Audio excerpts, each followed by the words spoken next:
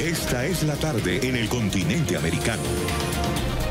Cuando anochece en Europa y amanece en Asia, así cae la tarde en el continente americano y transcurre la noche y el amanecer en el resto del mundo. La tarde. Hola, bienvenidos a la tarde de NTN 24. En nombre de Idania Chirinos, de todo este equipo, les doy la bienvenida. Vamos a tener 2 horas para actualizarnos con lo que es noticia alrededor del mundo. Vamos a comenzar. A pocos días de la elección del presidente de la Asamblea Nacional de Venezuela, Juan Guaidó, se ha mostrado optimista en seguir como la cabeza del poder legislativo.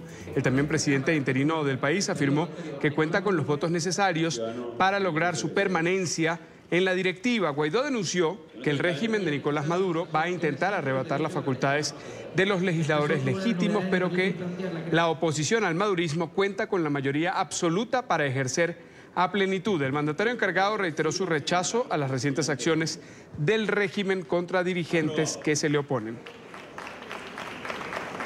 Nos acompaña Marcos Morín, analista político, licenciado en estudios internacionales. Marcos, gracias por estar con nosotros. Muchas gracias, Carlos. Un gusto saludarlos y feliz Navidad desde Caracas.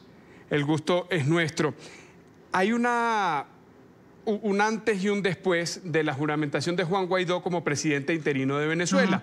Y esto lo digo porque en la Asamblea Nacional había algunos acuerdos que ahora, por la coyuntura, no podrán cumplirse, toda vez que la oposición al régimen de Nicolás Maduro necesita a Juan Guaidó allí nuevamente este año legislativo al frente de la Asamblea. ¿En qué cambia, en qué afecta la dinámica política esta situación? Bueno, sin duda, Carlos, hay mucha expectativa en torno a lo que va a pasar el 5 de enero porque el escenario cambió, como tú bien lo describías. Evidentemente la oposición necesita a Juan Guaidó como presidente interino de Venezuela, porque el momento que él vivió durante este periodo de lo que ejecutó su presidencia como líder de la Asamblea Nacional fue el periodo donde la Asamblea tomó la decisión de declarar a Nicolás Maduro como usurpador. Hay que recordarle a los amigos en Colombia y todas las personas que nos ven hasta ahora de que cuando fue electa esta Asamblea Nacional de Oposición en el año 2015, se había acordado de que se iba a rotar la presidencia de la misma, es decir, cada presidente anualmente iba a ser cambiado por alguna de las toldas políticas de oposición que hacían mayoría, y justamente en el año 2019 le correspondía a Voluntad Popular. ¿Qué es lo que se espera? Para el próximo 5 de enero va a haber una elección, evidentemente va a haber un cambio en cuanto a lo que serían las vicepresidencias de la Asamblea Nacional. Sin embargo, por la coyuntura que se vive y por ser Juan Guaidó un presidente también interino, reconocido por más de 60 países en el mundo, es de lógica que él va a ser reelegido para ese cargo. Ahora, hay también que esperar ver cómo se maneja el ajedrez político en torno a, primero, la reincorporación de los diputados del chavismo, que como tú bien debes recordar, se habían ausentado bastante tiempo de la Asamblea Nacional para conformar la famosa Asamblea Nacional Constituyente, y por otro lado los escándalos de corrupción y de algunos diputados de oposición que de alguna forma también han sido atacados y ha generado todo un tipo de reacción negativa dentro de lo que es la percepción que se tiene de la Asamblea Nacional. Además está el tema de estos diputados comprados o vendidos, según desde donde se vea. Es a los que el régimen ha intentado o ha contactado para intentar que cambien su posición en la Asamblea Nacional. ¿Tú crees que eso va a incidir en esa votación, aquellos a los que les han ofrecido o les han entregado dinero para que voten de una forma distinta a la que se debería esperar? Mira, Carlos, sin duda el día 5 de enero es un día bastante, genera mucha expectación. Es un día en donde no sabemos qué va a pasar. Si bien han habido algunos diputados de oposición, inclusive Luis Estefanelli, diputado de Voluntad Popular, que ha denunciado que fue intentado comprar con casi $1 millón para votar en contra de lo que sería la votación del Parlamento, en este caso de la oposición dentro del Parlamento. Han habido otros casos, diputados que eran del chavismo, que pasaron a la oposición y que también habrían recibido euros y otro tipo de preventas por parte del chavismo.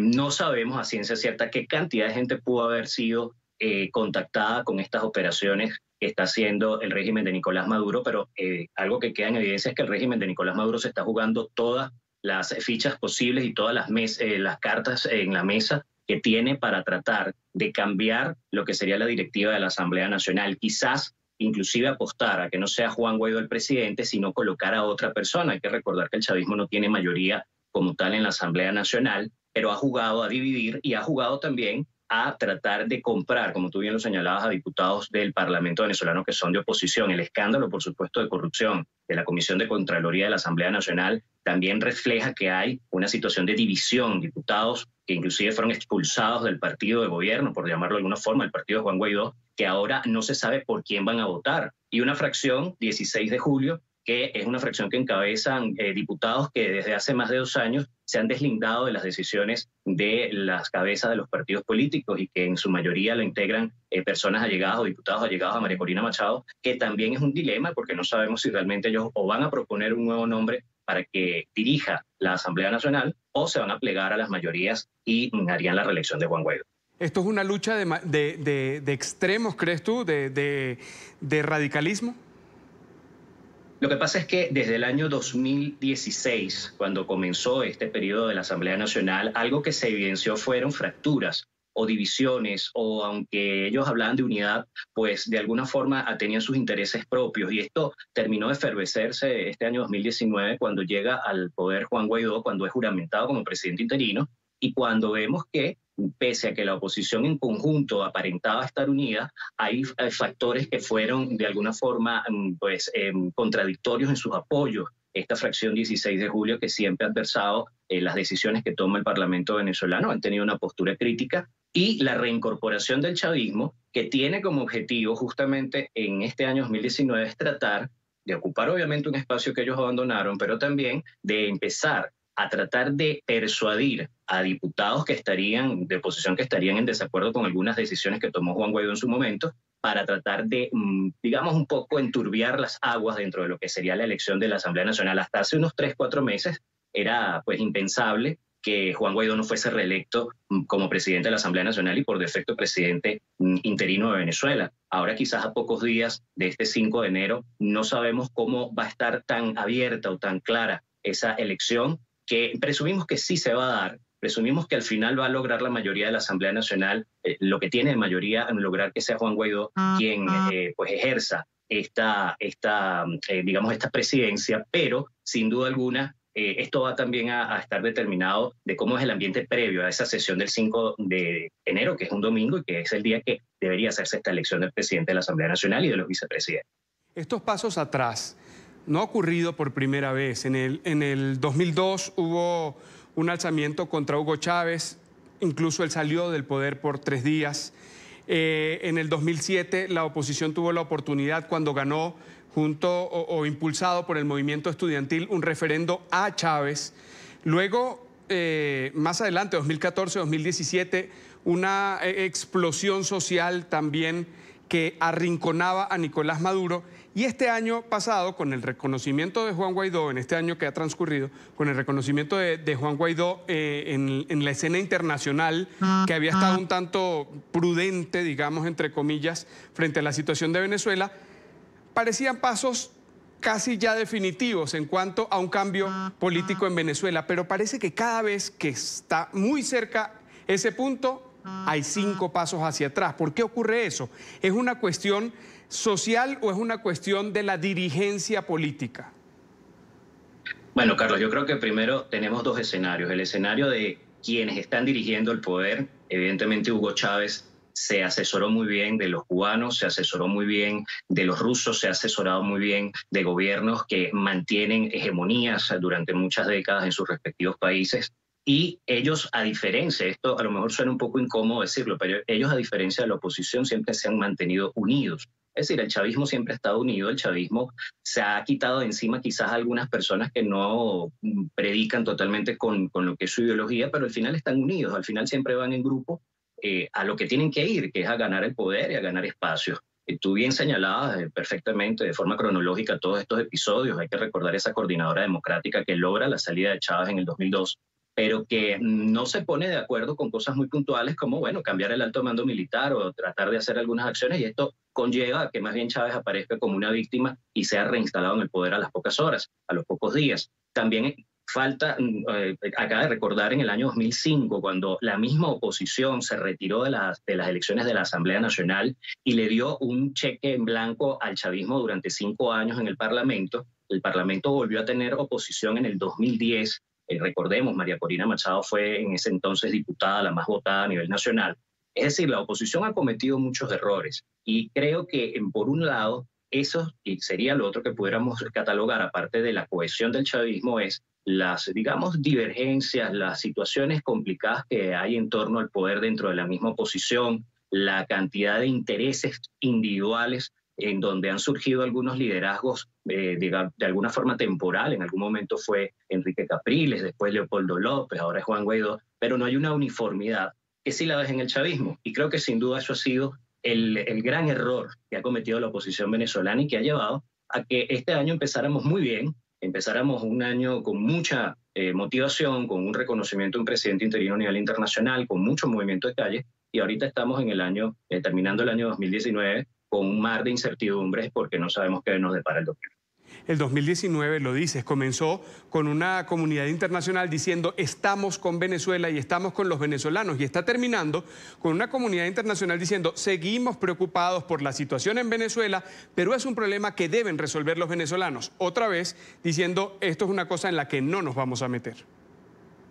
Sí, hay un escepticismo evidentemente generalizado. Creo que esos picos que hemos tenido, tú hablabas del 2014, cuando hay que recordar que algunos factores políticos fueron los que motivaron esas protestas de calle y otros factores políticos no reconocieron esa protesta. Después en el 2017 sí fueron a la protesta, acompañaron los partidos políticos al movimiento. Marco, eso se llamó la salida que planteó Leopoldo López, que estuvo en una plaza en Caracas, en el este de Caracas, y con megáfono en mano dijo, esta es la vía. Y a fin de cuentas, del 2014 al 2019...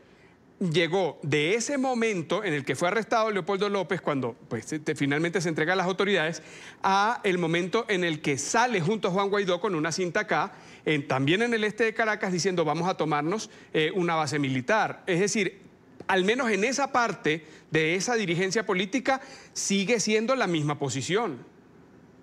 Sí, que de hecho en la misma posición estaban los tibios, los radicales, los intermedios. Quizás en ese momento que tú señalas, en enero del año 2014, María Corina Machado estuvo, de hecho, en esa plaza. Antonio Ledesma estuvo en esa plaza. Yo tuve la oportunidad de estar allí. Y hoy día siguen teniendo la misma posición ellos.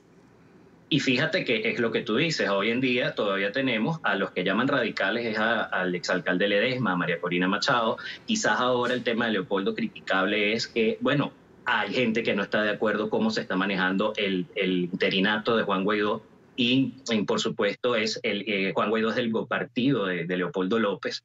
Esos avances y esos retrocesos han cansado a la población, la han llenado de escepticismo. En el 2017 también pasó. Al final, después de tantas marchas, se aceptó una imposición de una Asamblea Nacional Constituyente y más nunca se volvió a la calle, ni hablar del año 2018, que fue totalmente tranquilo, entre comillas, para lo que fue la política venezolana, y una Asamblea Nacional que estaba inactiva. Este 2019 sin duda fue un año de muchos sinsabores en la política venezolana, y sobre todo porque estamos cerrando con un escepticismo muy grande y no sabemos qué va a deparar el 2020. El 2020 el chavismo ha dicho que hay elecciones del Parlamento y ya vemos cómo están comprando diputados, ya vemos cuáles son sus accionarios. No sabemos exactamente hasta dónde puede llegar, pero lo que sí entendemos es que se están jugando todas las cartas. Hay un calendario que hay que cumplir. La Asamblea Nacional debe juramentarse el 5 de enero del año 2021. Y para que se renueve la Asamblea Nacional tiene que haber elecciones. ¿Cómo se va a una elección sin que haya llegado un momento de garantías para que el ciudadano de verdad se exprese y lo que ocurra allí sea algo lo más parecido posible a la última elección, cuando esta Asamblea Nacional fue escogida? Mira, como se ha agravado el tema del reconocimiento de lo que es los actores electorales, en este caso el Consejo Nacional Electoral, y que el episodio del 2015 podemos determinar que fue algo que no esperaba el chavismo no esperaba perder de esa forma. Por eso es que han mantenido a Tilsa y Lucena, y por eso es que se han tratado de valer de todas las artimañas en el caso de la Asamblea Nacional Constituyente, que ya lleva 2 años y no ha hecho el primer artículo de la nueva Constitución, y para eso es una Asamblea Nacional Constituyente, sino que ha ejercido funciones del Legislativo, el mismo Tribunal Supremo de Justicia, que fue pues colocado en carreras un diciembre casualmente del 2015 para que tuviera la mayoría el chavismo y poner a las personas allí que ellos querían. El 2020, el cronograma debería darse, si partimos de la legalidad, en unas elecciones en diciembre para el nombramiento de una nueva asamblea o la juramentación de una nueva asamblea en el mes de enero del año 2021. La gran incógnita es, bueno, si Juan Guaidó el año que viene se mantiene presidente interino, ¿qué va a hacer? Se tiene que ir también a un proceso electoral en su circunscripción para ganar otra vez la diputación, para reelegirse. Hay muchas cosas que sin duda quedan en el aire y, por supuesto, el chavismo está apostando a debilitar la Asamblea Nacional, que lo ha logrado de alguna forma, pero también a buscar ese escepticismo y que la gente no vote. Y eso está sumado, por supuesto, Carlos, a la cantidad, a los millones de venezolanos que se han ido del país y que, sin duda, son en su mayoría personas que votaron por la oposición y que no pueden ejercer su derecho al voto desde el exterior. Si estuvieran inscritos, cosa que no está ocurriendo por la situación de las embajadas y consulados de Venezuela alrededor del mundo, la Asamblea Nacional tiene una circunscripción únicamente en territorio venezolano. Alguien fuera no puede escoger a un diputado. Pero desde afuera se han dado actividades, se han dado expresiones en respaldo a esas decisiones que ha tomado el gobierno interino. Esas expresiones que parecieran no verse en Venezuela, las personas han abandonado la calle, ese derecho a estar allí, a permanecer allí, reclamando no solamente por la coyuntura política, sino porque no tienen agua, no tienen luz, los servicios públicos son muy costosos, la vida está dolarizada y el sueldo en bolívares, la moneda local, no alcanza.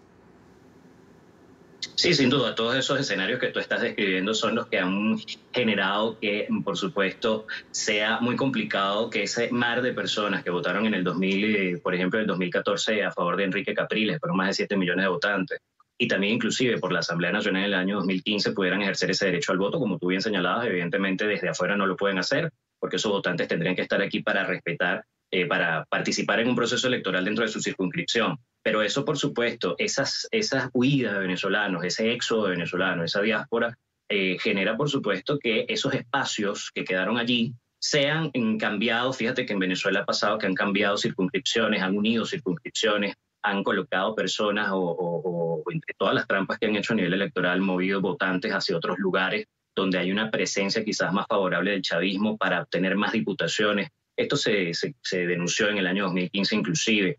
Y la realidad electoral, que por supuesto no deja de estar afectada por la realidad país, la situación del éxodo venezolano, te genera a ti una gran incertidumbre de ver cuántas cantidades de venezolanos están dispuestos a votar y con las garantías que se quieren, porque hay otra cosa también, Carlos, y es que hay mucha gente que no vota porque ya da por sentado que va a haber un fraude, y más con un Consejo Nacional Electoral tan criticado a nivel nacional e internacional por las decisiones que se tomaron a nivel electoral en los últimos años y sobre todo en la última década.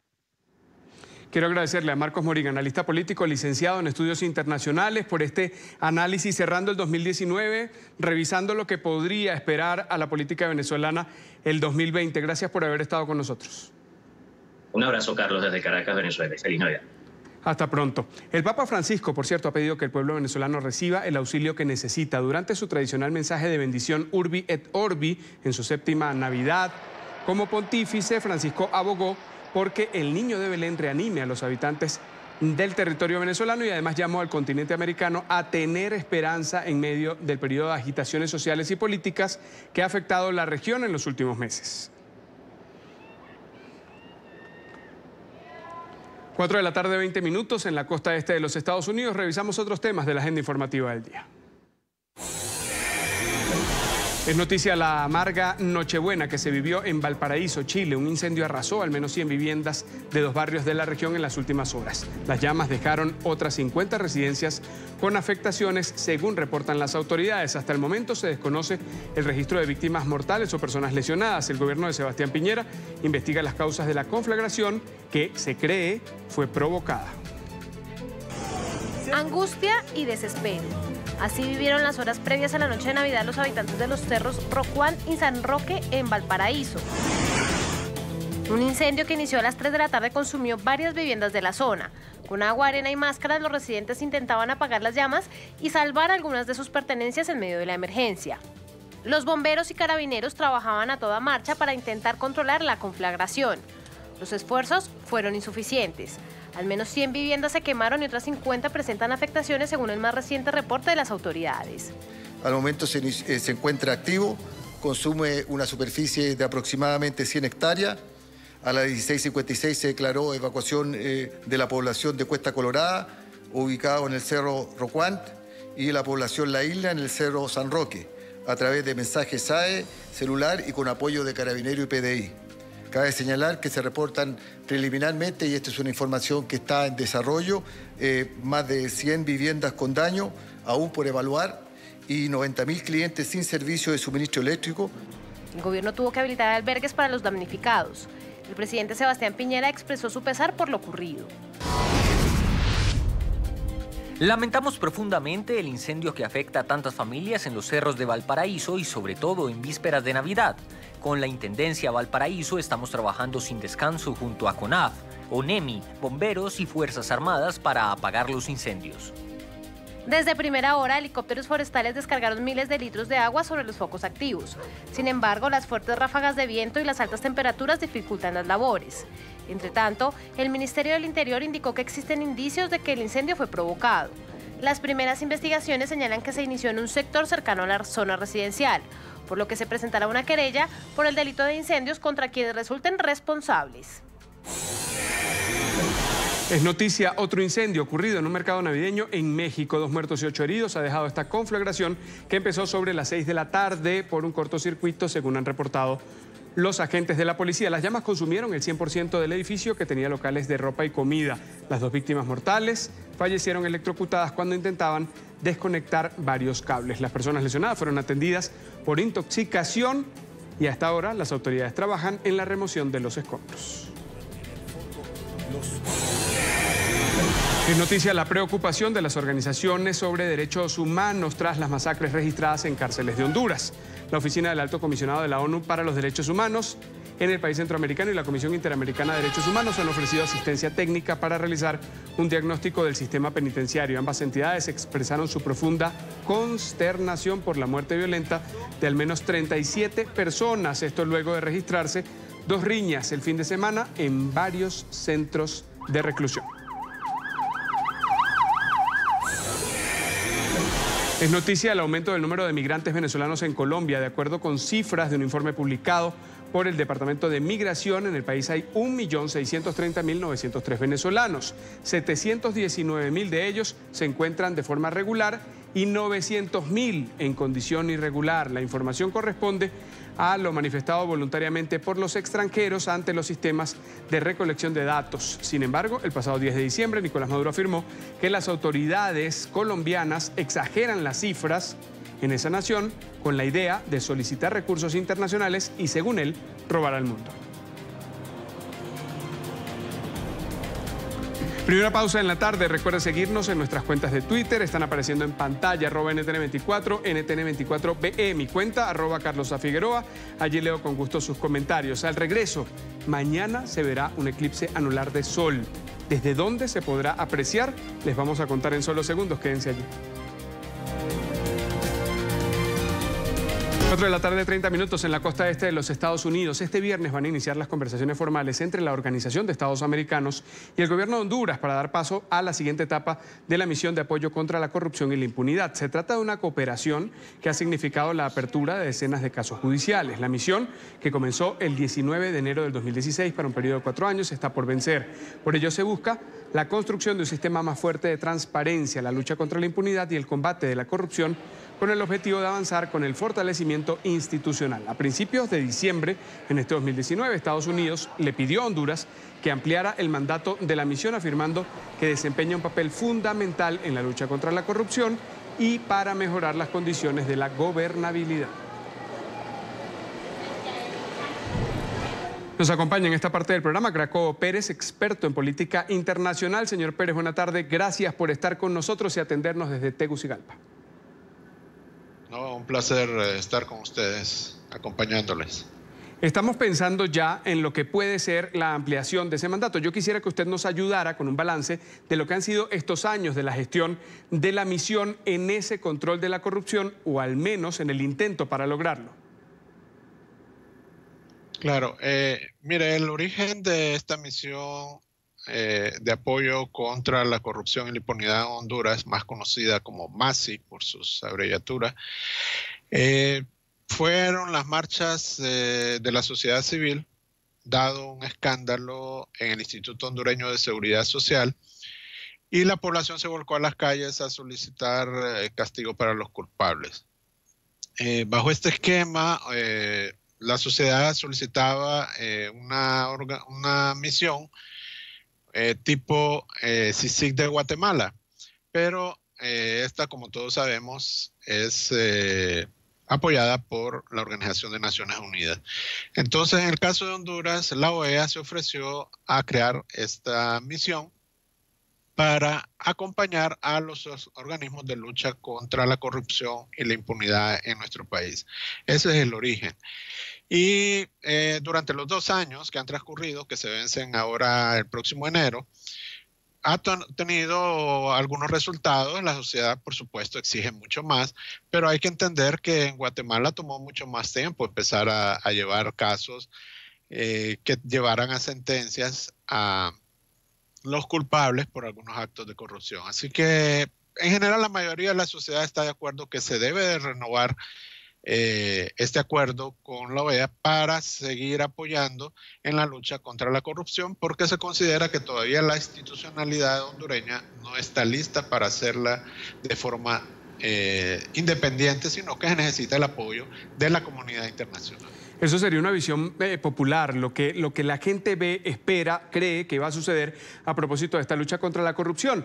Pero desde el punto de vista técnico, institucional, ¿usted qué cree que le falta al Estado hondureño para que pueda hacerse cargo por sí de ese tema de la lucha contra la corrupción? Bueno, mire, la situación es que realmente 2 años son muy pocos para depurar las instituciones, para preparar el personal, para crear las leyes necesarias para luchar contra la corrupción. Y en el caso actual, lo que ha sucedido también, que hay que reconocer, el gobierno de la República no ha prestado todas las facilidades, no ha brindado todo el apoyo, y existen algunas leyes que no permiten que se avance en la lucha contra la corrupción. Por ejemplo, existe una ley de secretividad que prácticamente no permite que se investiguen cómo se están utilizando los presupuestos de muchas instituciones. Entonces, esto es lo que se está demandando. Bueno, la comunidad internacional está haciendo su parte, pero el gobierno de la República tiene que también aportar. Y creo que esto es lo que no se ha logrado todavía. Del gobierno y del Estado hondureño, de esas instituciones que lo conforman, ¿cuáles son las que a su juicio deberían intervenir, todavía guiadas, como usted dice, por no tener la madurez suficiente para avanzar solas, y que deben fortalecerse en cuanto a la estructura de la democracia para luchar contra la corrupción, en este momento aún con el bastón de la OEA? Sí, básicamente son todos los operadores de justicia, pero vamos a hacer especial énfasis en la Fiscalía de la República, que es el Ministerio Público, por otro lado la Corte Suprema de Justicia, haciendo una revisión del desempeño de algunos jueces, de algunos tribunales, las mismas fuerzas del orden público, es decir, todo el aparato operativo de justicia del país, que durante muchos años fue penetrado por el crimen organizado y especialmente por el narcotráfico, que ha alcanzado niveles alarmantes, especialmente en el ámbito político, como todos sabemos en nuestro país.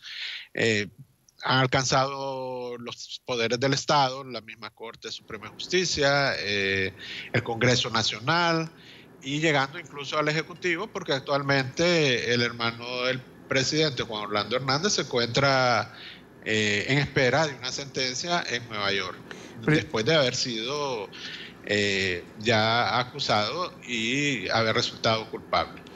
Yo le quería preguntar precisamente sobre eso, ¿qué tanto había permeado la acción de estos grupos delictivos, de grupos del narcotráfico en las instituciones del Estado? Y se lo pregunto más allá de lo evidente, por ejemplo, la cabeza del Ejecutivo o su entorno cercano, sino hablando ya de la base de una estructura.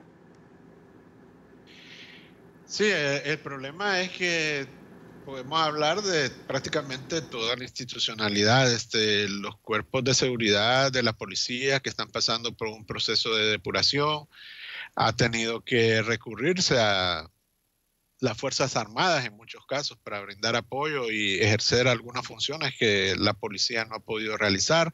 Luego tenemos, como le repito, desde el nivel de juzgados hasta el más alto Tribunal de Justicia, el Congreso Nacional de la República. La MASI precisamente se encuentra con algunas líneas de investigación de diputados al Congreso Nacional de la República.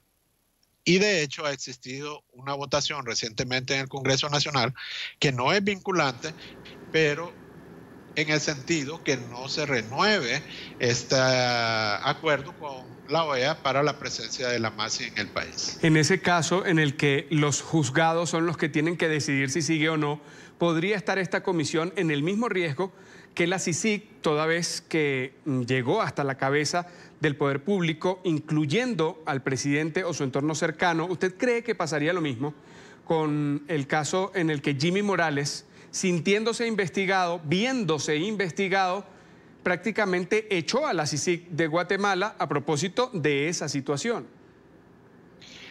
Sí, mira, existen algunas situaciones similares, pero también existen grandes diferencias con Guatemala. En el caso de Honduras, ya la mayoría de cooperantes, la misma sociedad en el país y el gobierno de Estados Unidos, que es el mayor aportante, se ha pronunciado a favor de la permanencia de la misión de apoyo contra la corrupción y la impunidad en nuestro país. Entonces, yo creo que eso hace una diferencia. Recordemos también que la CICIG estuvo muchos años en Guatemala, en Honduras solamente la MASI tiene 2 años, y lo que se necesita para renovarlo simplemente es que el presidente de la República haga un canje de notas, y con esto se podría extender el periodo de su presencia a incluso 2 o más años. Pero creo que la situación de las relaciones Honduras-Estados Unidos determinan que en este momento la MASI va a continuar, aunque recientemente se presentó un comunicado de parte de la OEA en el sentido que sí, y el mismo canciller de la República lo ha dicho, el 27 de diciembre ya iniciarán unas reuniones para ir afinando algunos protocolos que creo van más dirigidos al tema de los procesos, de cómo se desarrolla la investigación y el acompañamiento por parte de la MASI.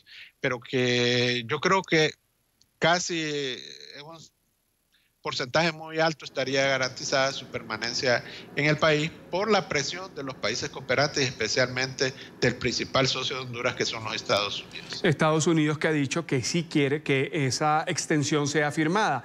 Pero ¿por qué cree usted que esa posición firme de Estados Unidos se expresa? Por un lado está el interés en que la democracia se vea fortalecida y que se persiga y se castigue a quienes incurran en corrupción. Pero por otro lado, el interés particularmente de la administración de Donald Trump de frenar una migración irregular que por demás está visto que huye, además de la pobreza, de la inseguridad y de la imposibilidad que tienen frente a la clase política de salir adelante. Sí, ese es un tema muy importante porque la lucha contra la corrupción es determinante para mejorar toda la situación económica del país, la seguridad jurídica, la seguridad ciudadana, y de eso depende de que se frene de alguna manera el flujo de migrantes a Estados Unidos, que es una de las preocupaciones que por supuesto tiene ese país.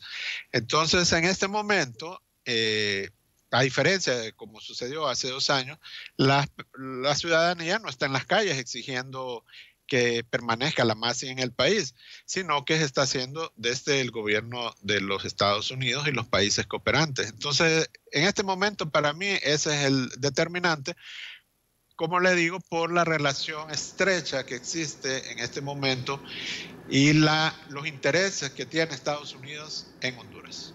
Finalmente, ¿cuánto cree usted que le podría faltar a esa misión si pensamos únicamente en el tiempo y no en el objetivo? Mira, es muy difícil determinarlo porque, como le digo, aunque el gobierno aprueba su presencia, no le brinda las facilidades y los instrumentos a través de leyes.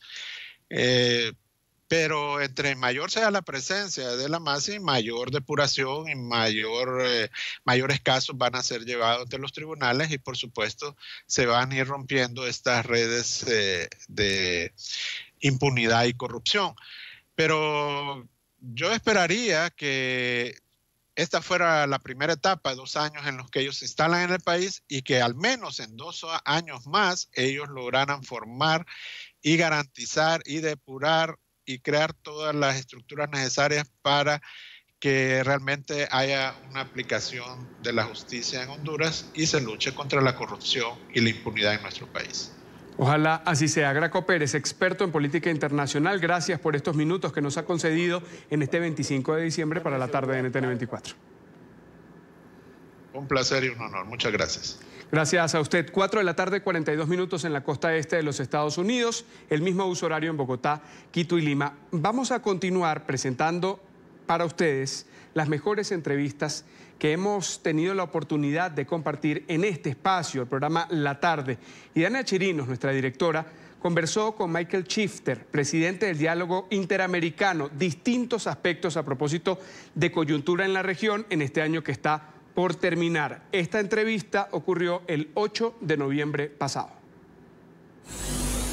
Quiero saludar a nuestro próximo invitado, Michael Shifter, presidente del Diálogo Interamericano, que está con nosotros. Señor Shifter, gracias por acompañarnos. Bienvenido. Gusto, muchas gracias por la invitación. ¿Cuál es la impresión? Comencemos por allí de lo que ha venido sucediendo en la región. ¿Cómo se ve en la distancia la protesta social que de forma consecutiva, aunque con sus diferencias, por supuesto, entre cada país, ha venido sucediendo en América Latina?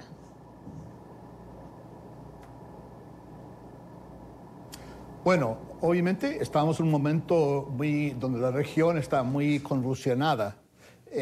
Y como usted dice muy bien, creo que hay que analizar cada país porque hay cosas distintas. Hay crisis políticas en algunos, crisis económicas en otros, crisis sociales en otros. O sea, hay distintos tipos de crisis que me está viendo.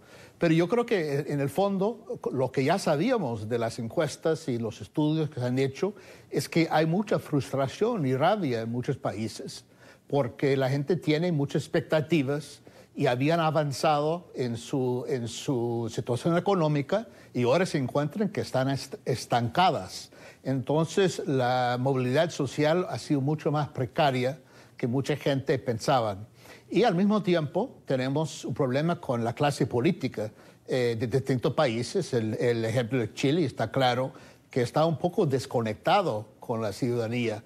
Y yo creo que esa brecha, esa diferencia entre los élites políticos, líderes y partidos, y la gente, la sociedad, realmente está cobrando mucho, es un costo muy alto que estamos viendo, una rabia, y también que la gente que va a las calles, si no confían en instituciones tradicionales, van a ir a las calles para mostrar su rabia y su frustración. ¿Está cambiando la relación entre la dirigencia política y las sociedades?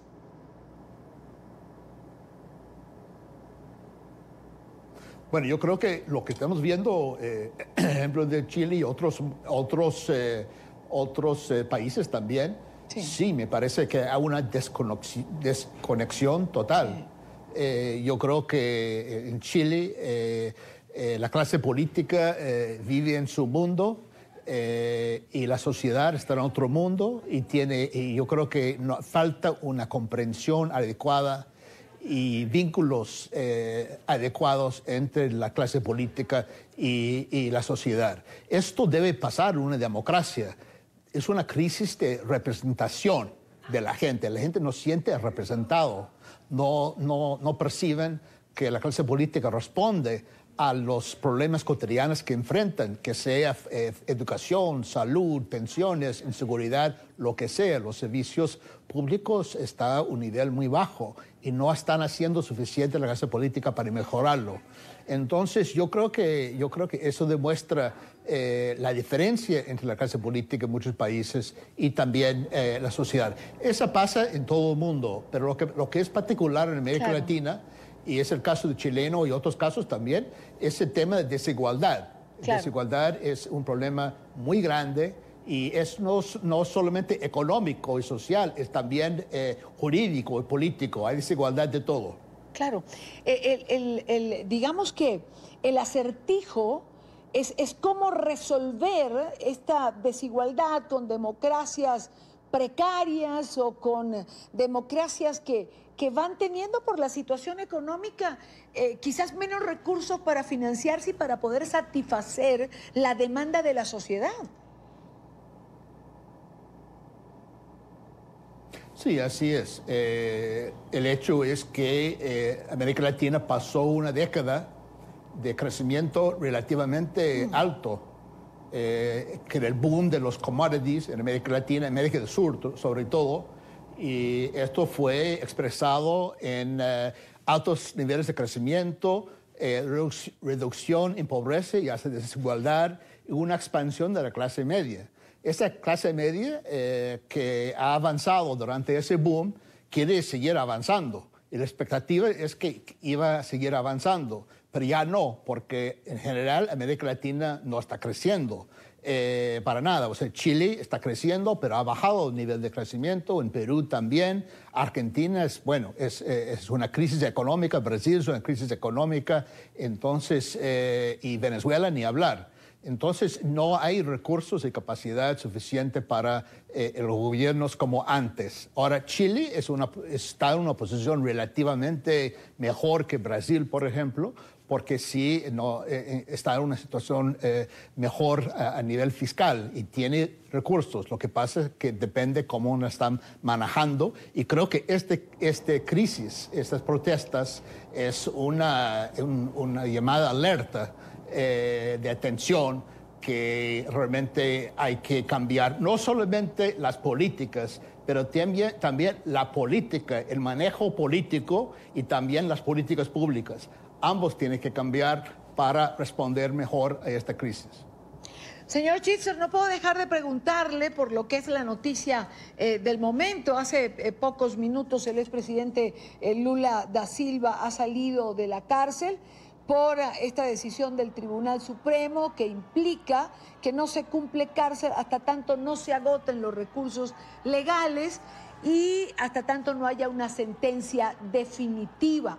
Hay quien piensa que esto le da aire a la impunidad.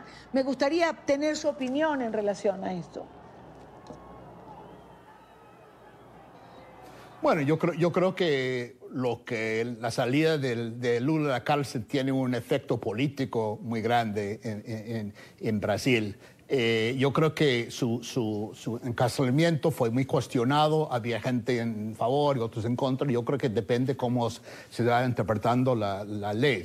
Pero lo que es significativo es que ahora el presidente Bolsonaro tiene un líder frente a un líder de la oposición, que es Lula da Silva, que de acuerdo a todas las encuestas antes de la elección, si hubiera sido permitido participar, hubiera ganado la elección contra Bolsonaro. Entonces, esto crea una situación muy polarizada ya. Esto podría generar también situaciones bastante complicadas porque ya la oposición ya tiene un líder en presidente Lula que seguramente va a estar muy metido en la política, va a jugar un papel muy en contra del gobierno de Jair Bolsonaro, y esto hasta ahora, que casi cumplimos un año del gobierno de Brasil, que no ha habido un líder de la oposición, y ahora Lula cambia esa dinámica. Así es, por el discurso, por las palabras que ha pronunciado a la salida de la cárcel, exactamente esa es la visual que uno puede tener, una oposición férrea, frontal, en contra del gobierno de Jair Bolsonaro. Señor Chitzer, muchísimas gracias por acompañarnos. Buena tarde. En época navideña, la compañía United Airlines organiza lo que ha decidido llamar vuelo de fantasía. Consiste en llevar a unos 100 niños con su familia estos que forman parte de la Red Internacional del Hospicio Infantil, en un viaje muy especial. Los llevan al Polo Norte. Este vuelo se ha realizado durante 30 años. El informe es de nuestra cadena aliada La Voz de América. Esta es una puerta de salida muy especial. Los mostradores de facturación están decorados con coronas de flores, perros disfrazados que están descansando junto a la puerta y hay muchos aperitivos y bebidas. Esto está lejos de ser un vuelo ordinario. Es Fantasy Flight de United Airlines, parte de una tradición anual de 30 años. La aerolínea lleva a más de 100 niños enfermos y a sus familias en un viaje mágico a un destino de Estados Unidos que se parece al Polo Norte. Este año el Polo Norte estuvo en Nueva York. Incluso es especial para la tripulación de vuelo. El año pasado fui al Polo Norte. Estaba realmente emocionado por lo que vi el año pasado y llamé a mi jefe suplicándole para que pudiera volver a hacer este vuelo. Todos estos niños y niñas especiales han pasado por muchas cosas durante sus vidas. Quimioterapia y hospitales, medicamentos y cirugías, pero la idea en este día es asegurarse de que no piensen en eso. Trinidad tiene solo 4 años y ella ya ha pasado por docenas de cirugías cardíacas. Nunca ha estado en un avión y confiesa que nunca ha visto a Santa. ¿A quién se parece? ¿Como a tu padre o como a un médico? Un médico. Ella quiere una casa de muñecas, quiere un juego de cocina y todas las muñecas princesas. Eso es todo lo que pide. Quiero vida, solo vida, eso es todo. Cada momento que puedo con ella porque nunca se sabe. Fantasy Flight es una oportunidad para distraer a los niños y sus padres de una brutal realidad de lo que han pasado, a pesar de que algunos han aprendido a sonreír mientras hablan de eso. ¿Cuál es tu más grande sueño? Que mi cáncer termine y no tener que mirarlo.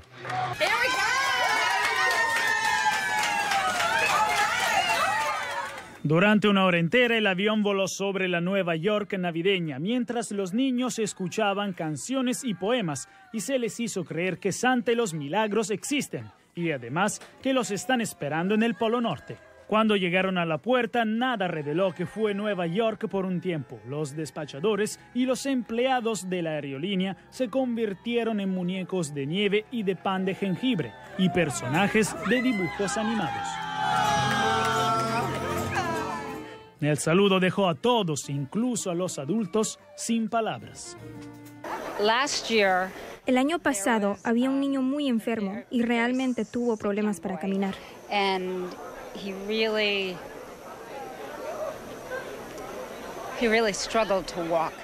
Y cuando vio a Santa, pudo correr.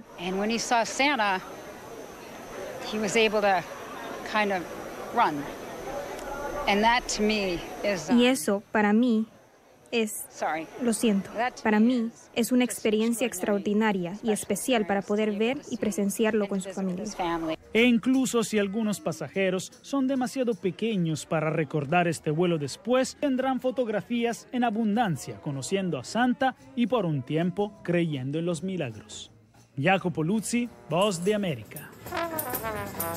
La migración hace que la cultura del país receptor se enriquezca. En Los Ángeles, en Estados Unidos, lejos de casa, pero con ese deseo de mantener la conexión a través de sus costumbres, los mexicanos organizan las llamadas posadas. Un grupo de comerciantes llevó desde territorio mexicano hacia Los Ángeles casi un siglo de tradición.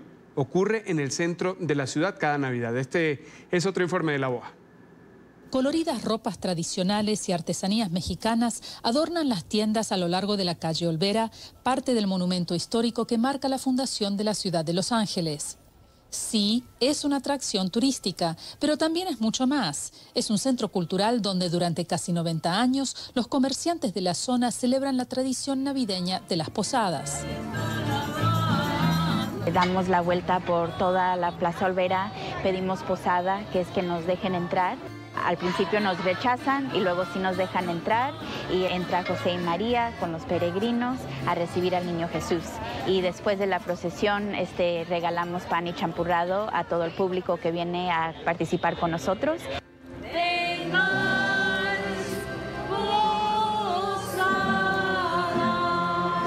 Para Cristina Mariscal Pastén y sus padres Mike y Rosa, quienes administran la tienda Mi Rosa Enterprises en la calle Olvera, participar en los festejos es una tradición familiar. Yo empecé desde los 2 años como el angelito que guía la procesión. A los 13 años empecé a ser una de las cantantes con mi mamá y ahora mi hijo, que nos hizo la primera familia con 6 generaciones aquí en La Olvera, es el ángel que guía. A la luz de las velas y con fervorosos cantos, los peregrinos toman muy en serio su rol en la recreación del viaje de María y José a Belén. Para las posadas tenemos una vestimenta como de pastores y yo soy la que rezo durante el pedido de aposento que hace José a los que están en la casa. Y cuando se termina se hace un rezo de agradecimiento a la casa que nos ha recibido y yo soy la que hago eso por los últimos 50 años. Para Norma García, originaria de Argentina y la dueña de la tienda Casa California, la dedicación y amor por este rito anual nació tras llegar a Los Ángeles y casarse con un mexicoamericano. Empecé a apreciar la tradición de todas las fiestas mexicanas y las posadas es una de ellas y me apasionó por el espíritu religioso que se conserva. Las posadas en la calle Olvera es una de las tradiciones navideñas más importantes y antiguas en la ciudad de Los Ángeles. Miles de personas vienen cada año a presenciar este evento festivo que se lleva a cabo durante 9 días. Y lo más lindo, que uno no tiene que ser católico ni cristiano para participar, es algo que compartimos con toda la comunidad. Verónica Villafañe, Voz de América, Los Ángeles.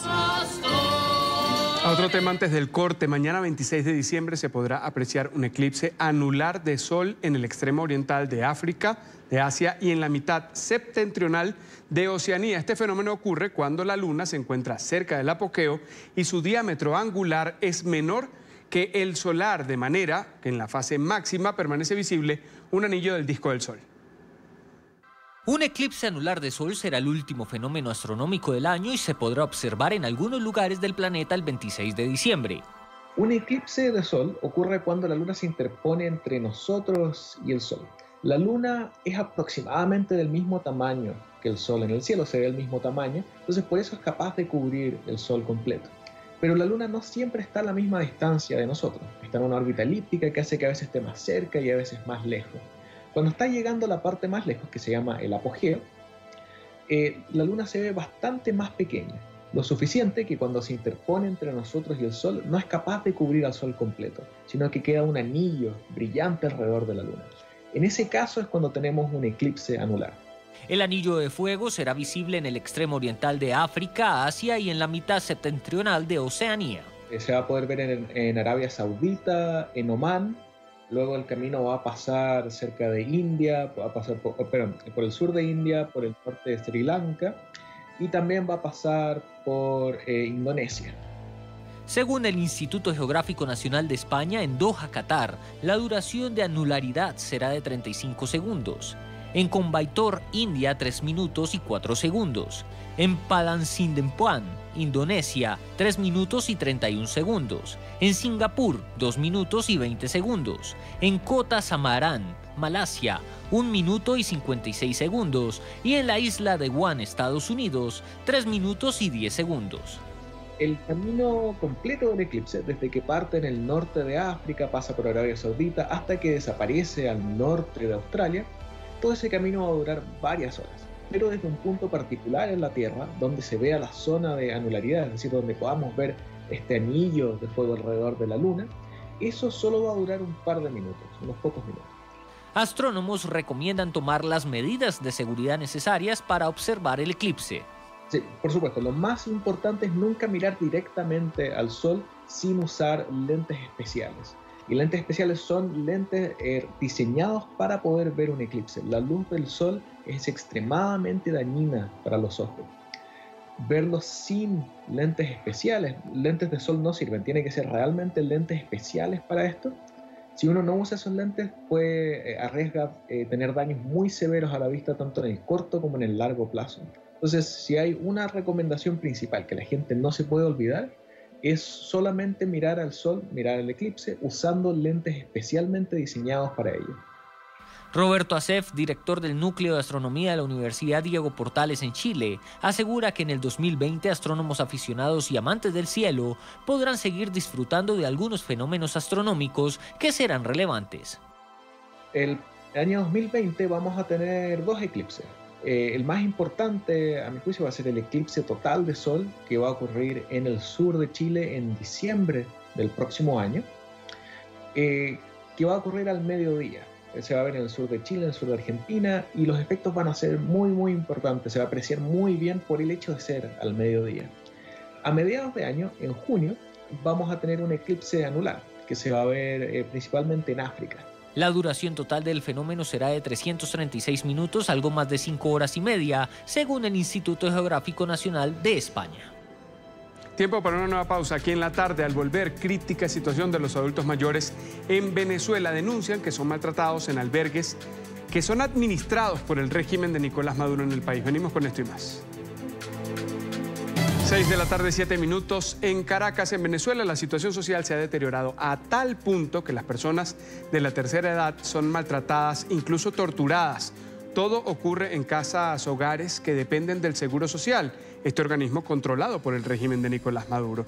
Los pocos familiares que se atreven a denunciar aseguran que la situación se cuenta desde hace 2 meses y medio aproximadamente y que ellos no han recibido respuesta por parte de las autoridades. Luis Gonzalo Pérez tiene el reporte en Caracas. Luis. En Venezuela, familiares de personas de la tercera edad que están dentro de casas hogares en Caracas denuncian que personal que labora en estas instalaciones y dependen de la supervisión del Seguro Social maltratan y hasta algunas veces torturan a los abuelitos. Están atravesando una difícil situación en el sentido que son maltratados cuando los dejan amarrados en horas de la noche, en las camas, y cuando supuestamente se portan mal, se los suben a los pacientes psiquiátricos para torturarlos. Y es que la situación va más allá. Los familiares tienen miedo a que mueran por sobredosis de medicamentos, a donde el personal no tiene la capacitación adecuada. ¿Cómo es posible que el otro día la encontré totalmente drogada? Que una sobredosis de droga la hubiese matado de un infarto, porque aquí pasan a los ancianos, se mueren y se lo llevan directamente a la funeraria. No, que la lleven a la medicatura forense para que vean de qué en realidad se murió ese anciano. Te voy a decir una cosa, en la alimentación, a ellos le llevan mucha alimentación, no es falso, porque yo lo he visto con estos ojos. Le llevan de todo. Y cuando los viejitos van a comer en el desayuno, le dan la avena sin azúcar, le dan el fororo sin azúcar, le dan puras vegetales, ¿ok? Porque los medicamentos que le manda el Seguro Social, y se lo digo aquí porque el Seguro Social que se los manda, ellos se los reparten ellos mismos. Hay más de 14 abuelitos dentro de estas instalaciones y los familiares tienen hasta miedo a denunciar por miedo a represalias a ellos mismos. Para la tarde de NTN 24, Luis Gonzalo Pérez. Gracias, Luis. Más de 1.6 millones de migrantes venezolanos viven actualmente en Colombia. Ese es el balance que ha presentado el Departamento de Migración con corte al 31 de octubre. La agencia indicó que del total de extranjeros residentes en el país, el 20% está radicado en Bogotá. Las ciudades en las que también hay un grupo importante de venezolanos son Barranquilla, en la costa caribe, Cúcuta, en la frontera con Venezuela y Medellín, en el noroeste del país. Los mercados de artículos usados se pueden ver por estos días en distintas zonas de Caracas, la capital venezolana. Allí se exhibe ropa que puede ser comprada por una suma entre 1 y 10 dólares, juguetes entre 3 y 15 dólares, además de múltiples objetos de quienes desean tener ingresos adicionales, rematando aquello que ya no están usando. Este es un informe de Adriana Núñez Rabascal de La Voz de América.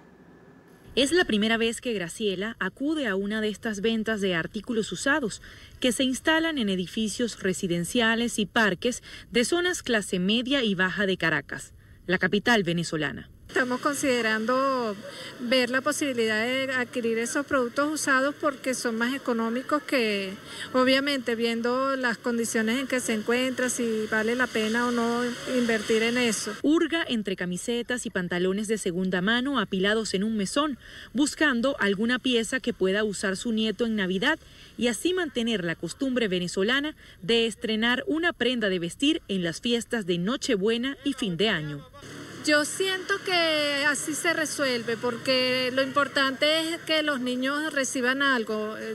A veces no importa tanto la calidad, obviamente sí importa, pero que la satisfacción de ellos de recibir algo, de esa sorpresa, de ponerse algo nuevo que vestir, pues eso es lo más valioso. Pues. En estas ventas de garaje se exhibe ropa por entre $1 y $10, juguetes de entre $3 y $15, además de múltiples objetos de quienes desean ganar ingresos adicionales, rematando aquellos artículos que ya no usan y que pueden servirle a otros. Hay gente que compra de segunda mano porque es muy accesible comprar en un mercado de garaje que en mercado de una tienda. La economía venezolana entró en hiperinflación en octubre de 2017 y el salario mínimo es el más bajo de América, equivalente a $6 mensuales, según cifras de la Asamblea Nacional. Hay bastantes personas que yo conozco que le han comprado a sus hijos así cosas de segunda. Los ciudadanos consultados dicen que recurren a estos mercados pues sus ingresos solo alcanzan para costear la comida. Algunos afirman que reducirán las porciones de los alimentos típicos de diciembre para poder cumplir las tradiciones. Seguimos revisando lo que ha sido noticia en el 2019, aquí en el programa La Tarde, la voz de los protagonistas que han pasado por este espacio. El 3 de diciembre, los países del Tratado Interamericano de Asistencia Recíproca, TIAR, se reunieron en Bogotá. En ese evento tuve la oportunidad de conversar con Hugo de Cela. Él es embajador de Perú en los Estados Unidos, además es candidato a secretario general de la OEA. Él aspira a suceder a Luis Almagro en ese puesto. En esa conversación, él aseguró que el diálogo en Venezuela sí debería funcionar, pero lo que se ha dado hasta ahora de conversaciones entre el régimen de Nicolás Maduro y quienes le adversan solo le han permitido al madurismo ganar tiempo. Muchas gracias por estar con nosotros. Al contrario, gracias a ustedes por darme esta oportunidad de conversar sobre algunos temas de la OEA y en particular sobre los que tienen que ver con la candidatura. Diciembre del 2019, hace un año, Luis Almagro dijo, aunque en principio había dicho que no, que iba a aspirar a una reelección, a 5 años más al frente de la Secretaría General de la OEA. Luego, el presidente Martín Vizcarra anuncia que un diplomático de 40 años de carrera, peruano, aspira a convertirse en el primer representante de su país que llega a este puesto. Yo le pregunto, ¿por qué usted es esa persona idónea para llevar las riendas de este organismo que en este momento está tan activo a propósito de la coyuntura regional? A ver, déjeme tratar de explicar qué es lo que ha ocurrido. En estos últimos 2 años, diría yo, y especialmente en los últimos meses, lo que se ha podido notar en la región es una polarización bastante acentuada. Hemos visto que las posiciones se han ido a los extremos, ha habido movimientos sociales importantes en varios países de la región y en general lo que se percibe es un clima de enfrentamiento. Ese es un clima que en el Perú y particularmente yo pensamos que no es conveniente para ningún país. Todos queremos vivir en paz y estar concentrados en el desarrollo. No necesitamos en estos momentos que en la OEA se refleje esa polarización que hay en el continente. Lo que tenemos que tratar de hacer es que la OEA vuelva al papel tradicional que siempre tuvo, que es el de ser un foro de encuentro, un foro donde se escuchan todas las posiciones y donde se buscan los comunes denominadores para tratar de solucionar los problemas. En segundo lugar, es importante que en la organización se pueda actuar no como un ente aislado, sino que tenga un nivel importante de coordinación con otros entes del sistema interamericano. Recordemos que esto fue pensado como un sistema interamericano cuando se creó. Por lo tanto, es importante trabajar con el Banco Interamericano de Desarrollo, con el Banco de Desarrollo de América Latina, la CAF. Es importante también trabajar con el Instituto de Ciencias Agrícolas, trabajar con la Organización Panamericana de la Salud. ¿Por qué? Porque la OEA no es solo democracia y desarrollo, y derechos humanos. Esos son temas absolutamente importantes y prioritarios, pero también están el ámbito del desarrollo de nuestros países y el ámbito de la seguridad. ¿Esto qué requiere? requiere una capacidad de iniciativa, una capacidad de diálogo, una capacidad de sentarnos a discutir los temas. ¿Por qué creo yo que puedo hacerlo? Porque tengo la experiencia, tengo, como usted tuvo la gentileza de mencionar, más de 40 años de carrera, y de esos 40 tengo 15 años de experiencia en la OEA. Yo he sido embajador en la OEA, he sido representante, presidente de varias comisiones de la organización, he sido 2 veces jefe de gabinete de la Secretaría General, he tenido a mi cargo los principales problemas políticos de la región, he participado de manera muy activa en solucionar varias crisis en la región. ¿Y cuál ha sido el método? El método ha sido la concertación, el diálogo. Nunca ponerse en posiciones extremas que a lo único que contribuyen es a incrementar el nivel de enfrentamiento. Usted hablaba de esas crisis que han logrado enfrentar en Haití, en Centroamérica también. Sí, señor.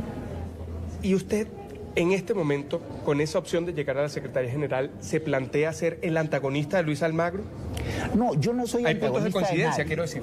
Pero evidentemente, o sea, yo no estoy compitiendo contra Luis Almagro, yo estoy compitiendo a favor del diálogo. Yo estoy compitiendo a favor de que la OEA recupere un lugar central en la solución de los problemas.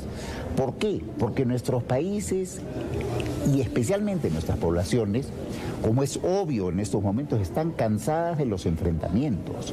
Ya no quieren enfrentamientos, lo que quieren es diálogo, conversación y específicamente soluciones para sus problemas.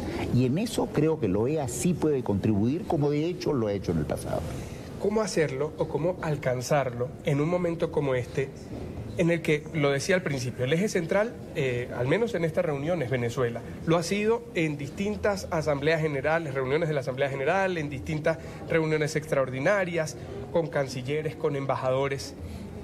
¿Cómo hacer esa integración, tomando en cuenta solo en principio que la representación actual de la OEA está encabezada por Juan Guaidó, por quien fue designado por él, y no hay un representante del régimen de Nicolás Maduro, que en un momento decidió abandonar la OEA, decidió separarse, decidió renunciar al Pacto de San José? Es decir, hay dos bloques en Venezuela y hay un bloque regional que, por cierto, está cambiando, y vamos a hablar sobre eso más adelante a propósito de las recientes elecciones.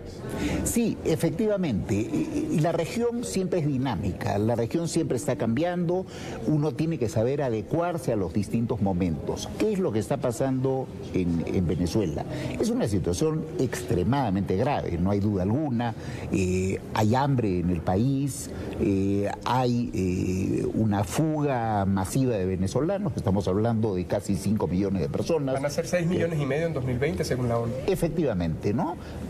Gran parte están aquí en Colombia, buena parte están en mi país, en el Perú. ¿Qué es lo que estamos haciendo frente a eso?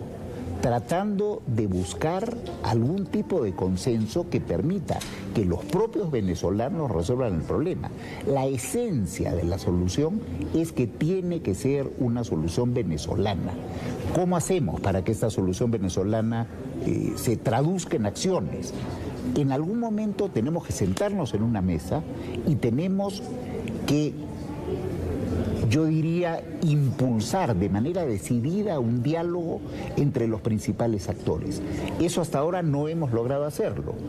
Y pero ha habido unos intentos de diálogo que finalmente no han llegado a nada. Exactamente, porque han sido intentos de diálogo que no han tenido por objetivo real solucionar las cosas, sino más bien ganar tiempo. Yo de lo que estoy hablando es de un diálogo en serio. Déjeme ponerle un ejemplo. Cuando hubo hace varios años, en los 90, un golpe de Estado en Haití, cuando un general, Raúl Cedras, destituyó al presidente Jean-Bertrand Aristide, hubo una situación que de alguna manera es similar a la de hoy. Hubo acción de fuerza para tomar el control del país. ¿Qué hizo la OEA en ese momento? Se alió con Naciones Unidas y juntos buscamos una solución. Y es un caso que conozco perfectamente porque participé en el proceso de negociación, y al final conseguimos revertir el golpe de Estado. El diálogo sí produce resultados. ¿Cuándo los produce? Cuando uno está dispuesto a escuchar a la otra parte y cuando uno está dispuesto a buscar soluciones que no se van a adecuar necesariamente a todo lo que uno piensa. Hay que tener capacidad de ceder, evidentemente. Hay muchos que dicen que no es este el momento de posiciones tibias, que es el momento de fijar una posición. Y pareciera que en la región o se está con Maduro o se está con Guaidó. Y eso es lo que en principio podría tener el juego trancado. Claro, o sea, en realidad yo lo que postulo es que hay que estar con la democracia. ¿Cómo hay que estar con la democracia? Permitiendo que el pueblo venezolano se exprese. Creo que no hay nadie que esté en contra de que se hagan elecciones, de tal manera que se exprese el pueblo venezolano y decida... Con condiciones y con garantías. Obviamente, y con observación internacional, una elección como se debe, bien hecha. Y en consecuencia eso permitiría que el pueblo venezolano se exprese y tome una decisión sobre sí mismo. ¿Usted cree que esa elección debería darse con Nicolás Maduro todavía en el poder? Yo creo que ese es el tipo de cosas que tienen que discutirse. Ese es el tipo de cosas que tienen que solucionarse. Evidentemente, para que haya garantías, eso quiere decir que nadie tiene que estar a cargo para hacer las cosas como le parecen sin tener un control internacional adecuado y sin tener un control nacional también. Eso tiene que ocurrir. Ahora, ¿usted cree que en Venezuela, a propósito de la gestión de Nicolás Maduro, hay una dictadura? Bueno, yo lo que le puedo decir con toda claridad es que en Venezuela evidentemente no hay una democracia. ¿Entonces Sí. hay una dictadura? Sí, hay una dictadura, claro que la hay. El enfoque o la llegada, el alcance del régimen de Nicolás Maduro no se queda en Venezuela. Usted lo mencionaba antes, el fenómeno de la migración. ¿Cómo puede involucrarse la OEA aún más, que lo ha hecho y tiene un representante especial para tratar el tema de la migración venezolana, para lograr que estas personas puedan tener estabilidad en todos esos países? Usted lo mencionaba, Colombia es el principal receptor por la cercanía, por la geografía y por los 2.200 kilómetros de frontera común. Y sigue el paso a Perú, a Ecuador, incluso llega hasta la Argentina, incluso llega gente caminando a la Argentina. ¿Cómo se puede integrar a los receptores de esta migración y cómo se puede educar a quienes siguen caminando hacia el sur y hacia el norte? Ahí déjeme hacerle un comentario que creo que es importante. Cuando la OEA ha tenido éxito en algún emprendimiento, es cuando ha habido una acción conjunta de los países miembros y de la Secretaría General. Ese diálogo permanente entre los países y la Secretaría tiene que ser fluido y de él tienen que resultar la fijación de objetivos y acciones que se tienen que seguir adelante. ¿Qué está pasando en este caso de Venezuela y específicamente de los migrantes que usted mencionaba? Ese diálogo es poco fluido. Ese diálogo tiene que mejorarse. Es muy difícil que una secretaría con la escasez permanente de recursos que existe en la organización pueda llevar adelante un programa masivo que le permita resolver un problema de 6 millones de personas. Tienen que ser los países miembros los que en última instancia resuelvan esto, por supuesto, dada la magnitud del problema, con la ayuda de países de otra región. Por ejemplo, en las reuniones que hemos tenido en el grupo de Lima, con el grupo de contacto, con el grupo de los europeos, el tema de la migración ha sido un tema fundamental. Es un tema que hemos discutido y les hemos expresado claramente a los europeos que nosotros tenemos que actuar de manera conjunta con ellos para resolver un tema que es central. El problema de la migración hoy en día ya es un problema de seguridad en nuestros países. Estoy seguro que usted estará de acuerdo en que es un problema de seguridad en Colombia. Yo le puedo afirmar que es un problema de seguridad en el Perú. Es un problema que afecta la educación, es un problema que afecta la seguridad policial, digamos, es un problema que afecta los sistemas de salud y es algo que por supuesto tenemos que resolver, pero juntos y con diálogo entre los países. Hablamos de la repercusión que tiene la crisis venezolana en la región, pero también esos tentáculos del régimen de Nicolás Maduro, que según se ha denunciado recientemente, ha tenido influencia en lo que le decía al principio, la coyuntura, lo que ocurrió en Ecuador, lo que está pasando en Chile, incluso un poco lo que sucede en Bolivia y ahora, con mayor intensidad, lo que está pasando en Colombia. Diosdado Cabello el número 2 del régimen de Venezuela dijo, esa es la brisita bolivariana que se extiende por América Latina. ¿Es creíble que todo este patrón repetido sea a propósito de esa brisita bolivariana? Francamente creo que es un poco difícil que eso sea, ¿no? Yo creo que es evidente, precisamente por lo que comentábamos de las migraciones, que el régimen de Maduro no tiene capacidad ni siquiera de manejar el bienestar en su país. Es muy difícil pensar que tenga capacidad de influir en toda América. Puede haber algunos intentos, seguramente algunos miembros de ese régimen estarán contentos de que el resto de países tengamos problemas, pero que ellos sean una especie de mente maestra que ha organizado todo esto, se me hace un poco difícil de creer. Porque además creo que no hay que hacer análisis superficiales, en el sentido siguiente. Las crisis que están ocurriendo en los países tienen orígenes y causas diferentes. Puede haber algunos elementos en común, pero hay particularidades de cada una de las situaciones. Lo que está ocurriendo aquí en Colombia no es para nada lo mismo que lo que está ocurriendo en Chile o lo que está ocurriendo en Ecuador. Son realidades distintas que deben manejarse caso por caso y de manera diferente en cada uno de ellos. Lo esencial, nuevamente, es lo que le decía al comienzo de nuestra conversación. Lo esencial es el diálogo. Acá mismo, en Colombia, yo he escuchado expresiones muy alentadoras del señor presidente de la República, de la señora vicepresidenta, en el sentido del diálogo. Eso es extremadamente positivo. Sin embargo, hay reuniones como esta, a las que muchos le tienen miedo. Hay un temor a propósito de este tratado que, dicho o visto en su principio, podría orientar a una respuesta que tenga su base en los militares, en la fuerza, en el uso de la fuerza. Pero sin embargo, usted habla de que estos esfuerzos van orientados a soluciones pacíficas. ¿Cómo hacer para que no haya ese temor de pensar que activar el TIAR es igual a una intervención militar en Venezuela que pueda poner en riesgo toda la región? Mira, realmente creo que pensar en que la solución para Venezuela es el uso de la fuerza es irreal. Eso no va a solucionar nada. Lo que va a ocurrir si se usa la fuerza es que se engendre más violencia. ¿Usted no cree en eso de que todas las soluciones están sobre la mesa?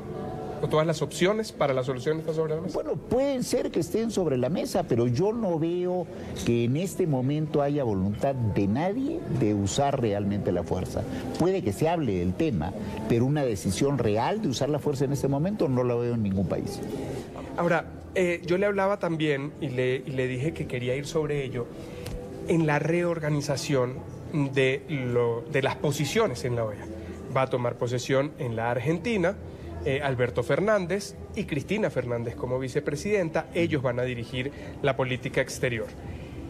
Ya no estará Macri. Uruguay también ha cambiado y uno de los puntos, de los fenómenos y quizá hasta la sorpresa es Bolivia. Ahora con un gobierno interino con miras a tener un nuevo presidente y luego de 14 años no se menciona a Evo Morales. Así es. ¿Qué puede aportar o cuánto puede frenar, si es bueno o malo para usted, que haya este cambio de nuevo en la composición? Al principio quizás hace algunos años, hace 20 años cuando se eligió Hugo Chávez, 21, comenzó a girar hacia la izquierda, luego de nuevo a la derecha. Ahora hay un escenario variopinto alrededor de la OEA. Claro, mire, el continente es muy rico. El continente tiene todo tipo de regímenes y siempre los ha tenido. En realidad, esta idea de que la organización tiene que estar ideologizada, creo que es una idea equivocada.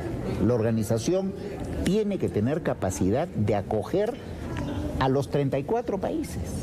A los 34 países con el régimen que tengan en este momento. Y tiene precisamente que ser un foro en el cual de ese encuentro resulten objetivos comunes. Eso es lo que no está ocurriendo ahora y eso es lo que tiene que volver a ocurrir, independientemente de los cambios. Todos los cambios, felizmente, se han dado en democracia y por consiguiente son expresión de la voluntad popular.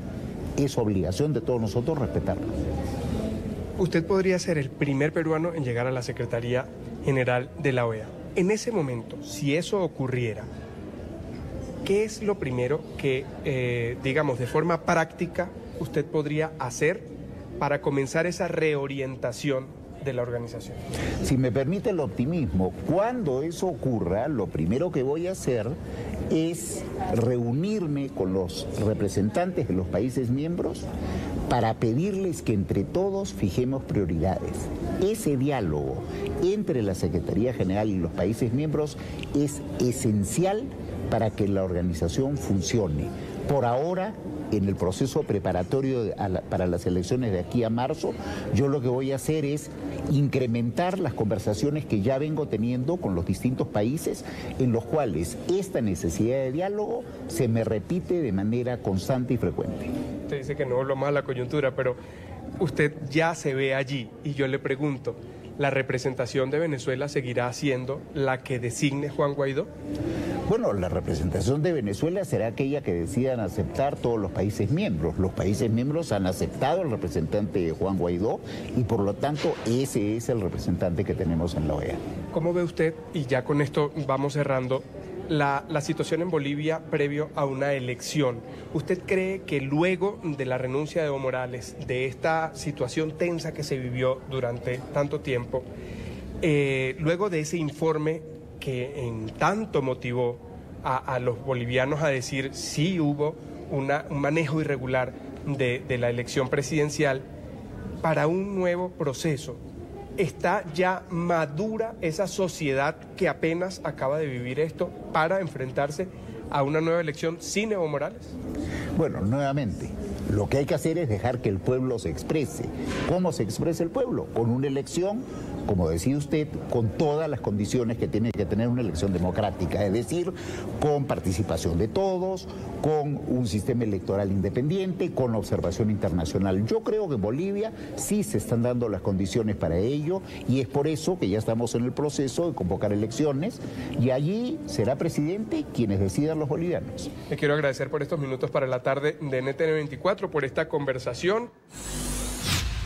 Vamos a hacer una nueva pausa aquí en la tarde. Los invito a que visiten nuestro sitio en internet www.ntn24.com.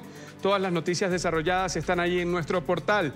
Desde allí usted puede acceder a la señal en vivo, volver a ver las entrevistas de todos los programas del canal, reportajes especiales y consultar documentos de interés. Recuerde www.ntn24.com. Ya regresamos para hablar de deportes. Así cerramos el programa La Tarde por el día de hoy. Recuerden seguirnos en nuestras cuentas de Twitter, además revisar el desarrollo de todas las noticias internacionales en nuestro sitio web ntn24.com. Tengan un excelente resto de jornada y nos encontramos mañana a las 4.